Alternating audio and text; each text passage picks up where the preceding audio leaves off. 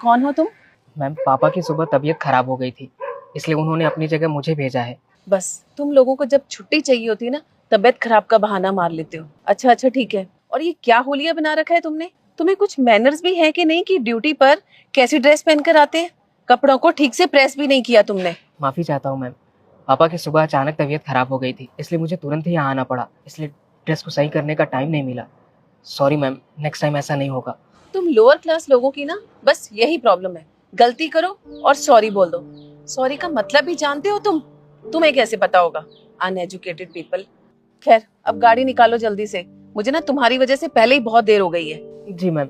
Driver, गाड़ी में ना मेरी फाइल रह गई होगी एक, वो तुम ऊपर ले आओ मेरे ऑफिस में।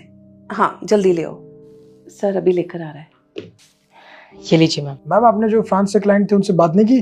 सर जो ट्रांसलेटर्स थे वो छुट्टी पर चल रहे हैं, तो मेरी फ्रेंच क्लाइंट से बात नहीं हो पाई सर। आपको पता भी है उनके कॉल्स पे कॉल्स आ रहे हैं, कौन बात करेगा उनसे? अगर ये डील डन नहीं हुई तो पता है कितना बड़ा लॉस हो सकता है हमारी कंपनी को। आपसे उम्मीद ही नहीं करना चाहिए था मुझे। कौन करेगा बात अब? सर मैं कुछ बोल सकता हूँ?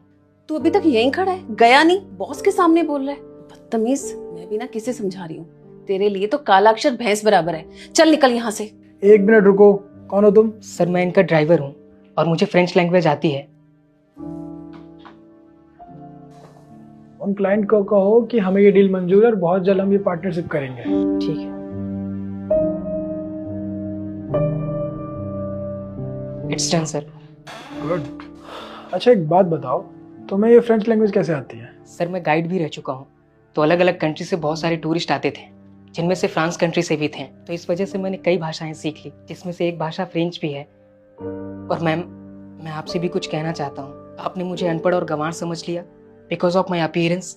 मेरे कपड़ों से मुझे आपने जज कर लिया। मैम मैं चुप हूँ क्योंकि मैं आपकी रिस्पेक्ट करता हूँ, इस वजह से मैं आपको जवाब नहीं दे रहा हूँ। सर मैंने आपकी भी कंपनी में कई बार ट्राई किया जॉब के लिए, पर सर कभी भी जॉब नहीं मिला। सर मुझे इस बात का ज़्यादा दुख नहीं है, लेकिन सर इससे भी ज़्यादा मुझे दुख इस बात का है कि लोग हम जैसे लोगों को हमेशा हमारे कपड़ों और शक्ल से जज कर लेते हैं। सर वो हमारी बात सुनना ही नहीं चाहते, उनको लगता है कि हम अनपढ़ ही हैं, पर सर मैं पढ़ा लिखा हूँ।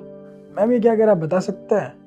आप हमारे कंपनी की एम्प्लॉई है और आप इस तरीके से लोगों को जज करते हैं, उनके कपड़ों से, उनकी शक्ल से, उनके रंग रूप से, हाइट से। आगे से कभी भी मैं किसी के लुक से उसको जज नहीं करूंगी। आपको कभी भी शिकायत का मौका नहीं मिलेगा दोबारा। I am sorry sir. और तुम, वैसे तुम्हारा इंटरव्यू हो चुका है हमारी कंपनी में, मैंने तुम्हारा इंटरव्यू ले लिया है, कल से तुम हमारी कंपनी में ज्वाइनिंग कर दो। रुक जा बेटा, मैं संकट मोचन हनुमान हूँ, मैं तेरे सभी संकट दूर कर दूंगा। तू इस वीडियो को लाइक करके चैनल को सब्सक्राइब कर ले और कमेंट में जय श्री राम लिख दे।